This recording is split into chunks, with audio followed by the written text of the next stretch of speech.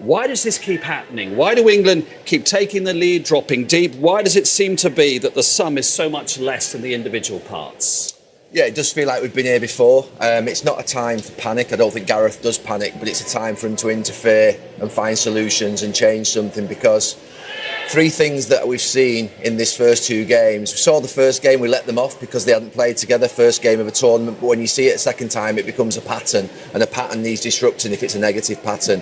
And in balancing the team, square pegs in round holes, then as probably a reason for that then comes that you start to drop deep as a protective measure because you feel like you're not comfortable. And then the third thing occurs, which has happened for England over the years, is we can't play out through midfield, we can't play out from the back, and we end up giving the ball away and we look like a mess. And we know how this ends. He has to change something now, I think. Yep. Trent Alexander-Arnold, has that experiment ended, and why has it not worked? Well, it's ended when you've been taken off in the two games. That's not a good sign. I thought it was always a huge gamble to play a player who doesn't play that week in, week out for this club. I know people say he drifts in there for Liverpool, but that's drifted into a position and starting is completely different. I've played in midfield. It's a tough position, physically, getting your distances, and he's come up short in the two games. No, it's not all down to him. You'd have to put this on probably Garrett. It's a huge gamble to throw, again, a full-back into the middle of the park.